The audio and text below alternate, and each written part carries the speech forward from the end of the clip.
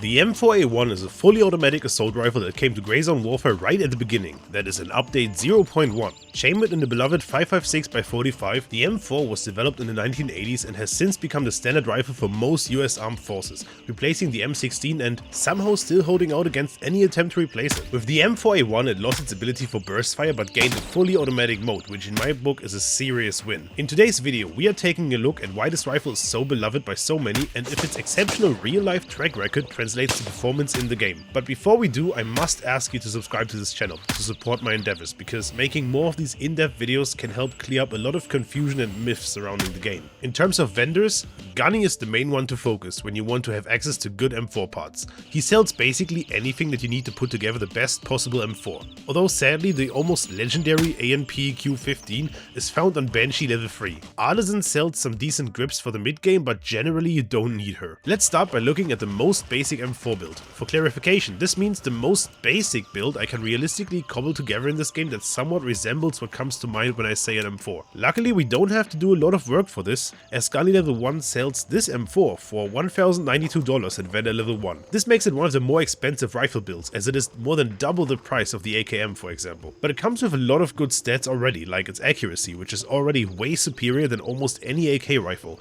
and basically on par with the AK-19, which coincidentally shoots the same ammunition. You also have a rail already hidden under the carry handle, and if you're really old school, said carry handle accepts the ACOG scope sold by Gunny level 1 without the need for any modification. Its fire rate of 800 RPM is also the highest of any assault rifle currently in the game. As for weight, it comes in with an empty weight of roughly 3.3 kilograms or 7.3 pounds. Overall, it's a great rifle and offers lots of customization. Speaking of customization, let's put together the builds that I would recommend for each vendor level. Right at the beginning of your playthrough of the game, you'll have access to Handshake, Gunny and Labrat, with Gunny being the only one selling weapon parts. With only his offerings, the best M4 you can put together, at least in my opinion, is this one, costing you $1,202 if you buy all the parts separately. Of course, you will need your M4A1 lower and upper. As for your pistol grip, your only options are the A2 grip and the MOE grip, with the MOE very clearly featuring better stats over the A2. Then you'll have to buy a buffer tube. This will stay the same across all M4 builds. On said buffer tube, you install the nylon stock. It is quite a bit heavier than the M4 standard stock, which you also have access to, but unlike said stock, it actually offers improvements to weapon handling and recoil control. For magazines, we take the 30 round PMag, as the only alternative is a slower reloading 20 round magazine. Now it is time for the barrel. This is what makes the M4 so adaptable. You have lots of options for different barrel lengths to fit your needs. Although right now at level 1 you only have access to a 10.5 inch and a 14.5 inch barrel. For almost all intents and purposes, the 14.5 inch barrel is superior due to its higher accuracy and muzzle velocity, although the 10.5 inch barrel can be useful when you're finding yourself fighting a lot in tight spaces. For muzzle brakes, we have 3 options, with one being clearly superior. The A2 flash hider offers 10% recoil reduction at a price of $38. The M4QD offers the same 10% at a price of $265. You may wonder why it is so much more expensive.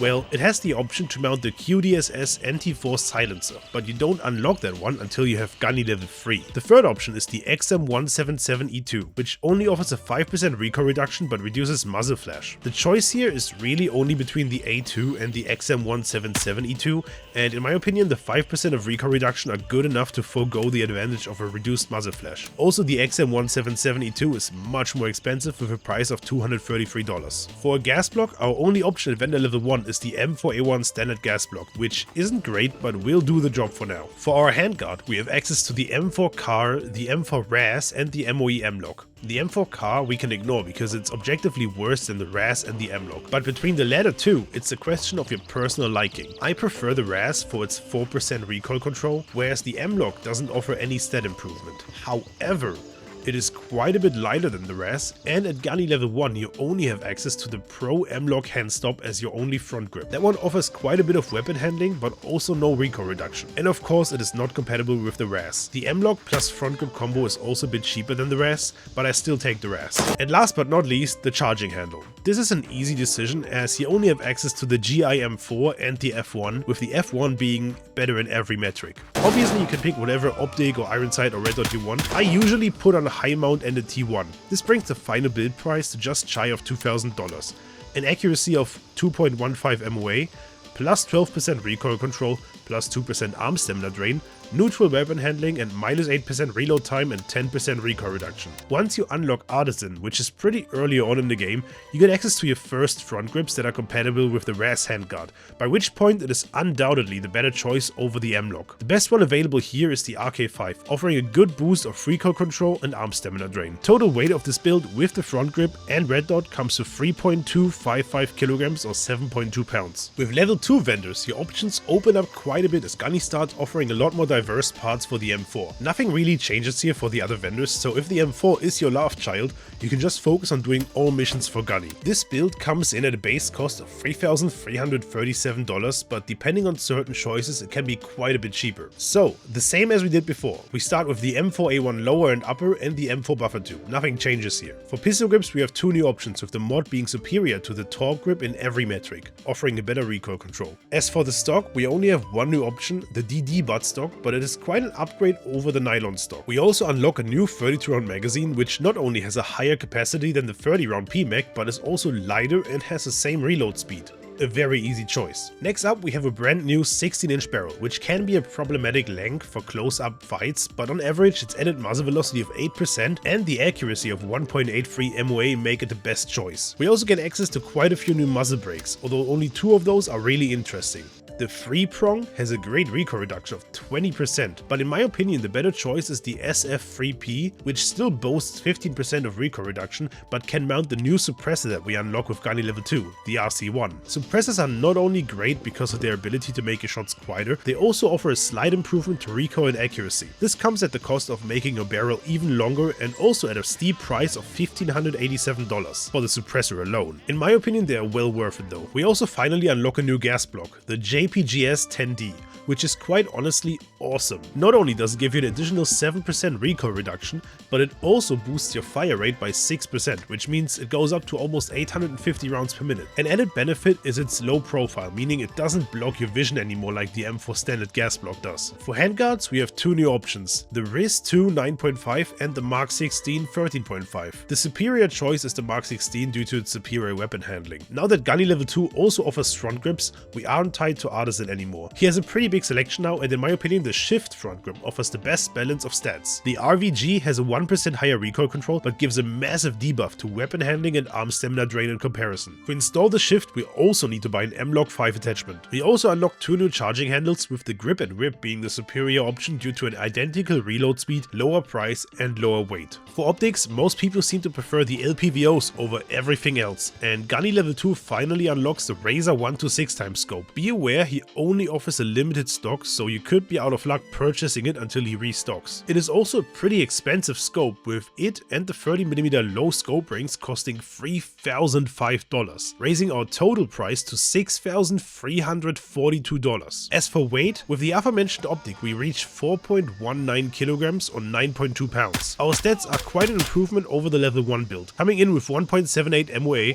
29% recoil control, -6% arm stamina drain, -8% weapon handling and -10% reload time and a 24% recoil reduction. Once we have level 3 vendors, we open up quite a few new ways to build this rifle, including new uppers and lowers. For consistency's sake, I will ignore the DDM4 upper and lower for this build. However, later on when discussing the absolutely best possible build in the game, we will obviously have to talk about the DDM4. The price of this build comes in to $4,025. So as I just said, we start with the M4A1 upper and lower and the buffer tube again. For pistol grips, we gain a new option with Gunny level 3, and this DD grip is really the best choice here due to its high recoil control and weapon handling. For stock, we have several new options, but one stands out. The MOE stock is the best stock available, as it doesn't only feature great stats, but also allows you to mount a rubber butt pad, which gives you even more recoil control. We also unlock an absolute chonker of a magazine with a 60 round capacity, enabling us to fire for an extended period of time without reloading. The newly unlocked 18-inch barrel boosts our accuracy and muzzle velocity even further, with a 12% boost to velocity and an MOA of 1.44. We also unlock two new muzzle brakes, the Vulcan F1 and the Vulcan M1. Both of them are identical, except the F1 is a bit cheaper, so that's our choice. Both are compatible with the new Mark I suppressor, which is almost identical to the QDSS NT4, making this muzzle brake plus silencer combo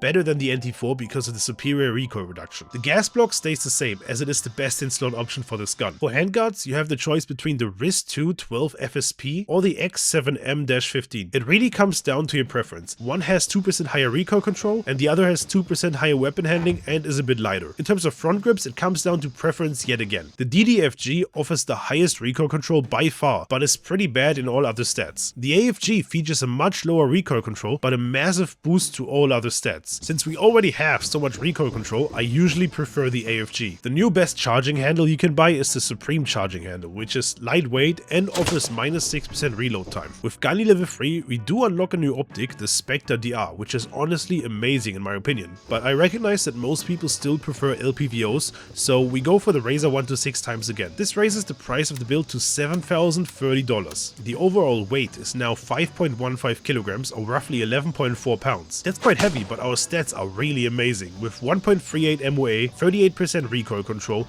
-10% arm stamina drain, plus 2% weapon handling, plus 10% reload time, and a 32% recoil reduction. Despite this gun being already amazing, we can make it even better with parts that you can't buy and only find as loot. Behold, the best in slot M4 build. Now I agree, it does look a bit goofy, but I explain every decision I made when it comes to its part. Since it is very similar to the level 3 vendor build, I will only speak about the things that have changed from there. Without the parts that you have to find, it costs $3,662. So what has changed? For one, the entire sight, one relatively rare part of this build. The Premier scope rings are lighter than low profile scope rings, and on them we did not mount the Razor 126x scope, but instead we mounted the Voodoo 126x scope. Not only is it lighter than the Razor, but it also has a better reticle in my opinion. The next change is that we switched the M4A1 upper receiver to the DDM4 upper receiver, because yet again it just weighs less while providing the exact same functionality. To top it all off, we installed the 20-inch barrel, which boasts a whopping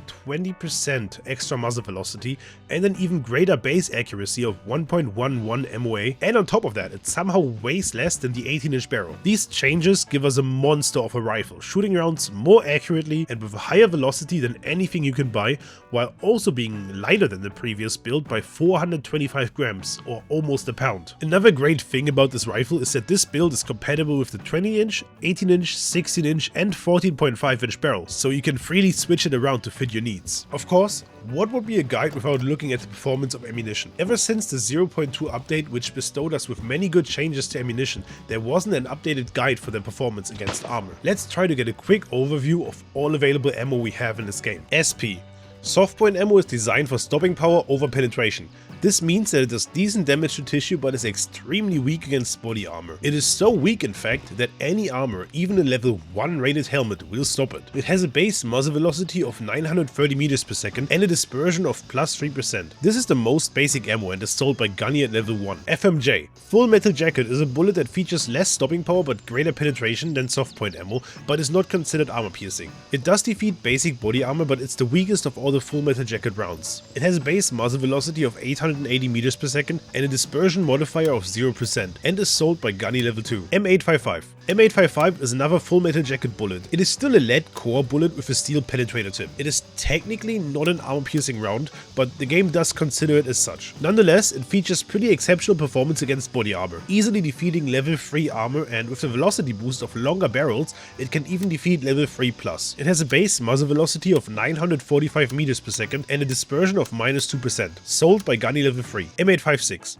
A tracer round, but quite different from M855, despite the name suggesting a close relationship. It is missing the steel penetrator tip and thus has worse performance against body armor. It struggles against level 3 armor and overall performs pretty close to the FMJ. It has a base muzzle velocity of 916 meters per second and a dispersion of plus 3%, sold by Gunny level 3. HPBT. This ammo is designed for good stopping power. It has poor performance against armor but is quite potent against unarmored opponents. Nonetheless, it can still defeat basic body armor. It is also the fastest round in the game with a base muzzle velocity of 1040 meters per second or 3412 feet per second. And when fired out of a 20-inch barrel, it reaches an astounding 1248 meters per second or around 4100 feet per second. It also features a dispersion of plus 3%. This ammo can't be bought but can be found in ammo boxes around tier 1 and tier 2 areas. M193. This is some of the oldest 5.56 in the game, being developed in 1963. It is a full metal jacket round with a lead core and can penetrate basic body armor and all available helmets. It has a base muzzle velocity of 1006 meters per second and a dispersion of minus 2%. This round is also not available from vendors and can only be found in ammo boxes in tier 1 and tier 2 areas. M855A1. This is the supreme armor piercing round for the M4. It features a copper core with a steel penetrator tip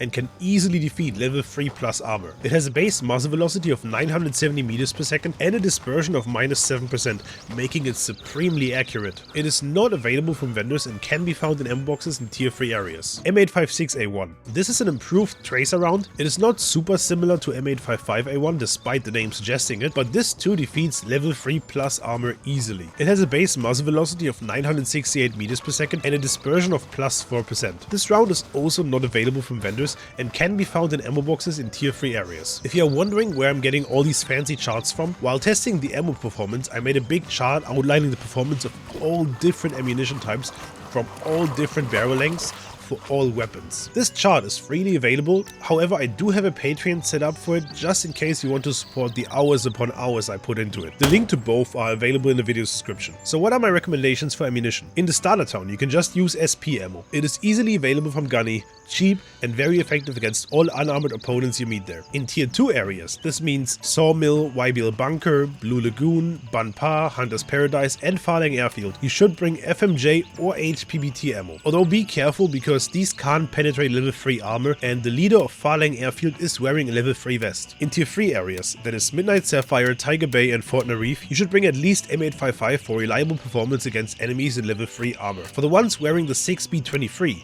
you either need to aim for headshots or bring M855A1 or M856A1 for reliable performance. Before I make my final conclusion, please don't forget to check out the description for links to my Patreon, my Discord server and my other socials. Anyway, the M4A1 isn't just a good gun, it is the good gun. In my opinion, it is even the best gun in the game, and thanks to its customizability, it can be adapted to almost any task, be it close range run and gun, medium range firepower, or long range precision. You should absolutely be on the lookout for ammo, since its best ammunition is not vendor available, but thanks to some of the ridiculously long barrels that are available in this game, even M855 will suffice for most situations. I can rate this an easy 10 out of 10, and I don't think that this will change anytime soon. Now don't forget to subscribe and check out my other videos, like this one, where I show you the best way to farm money in Grazon Warfare.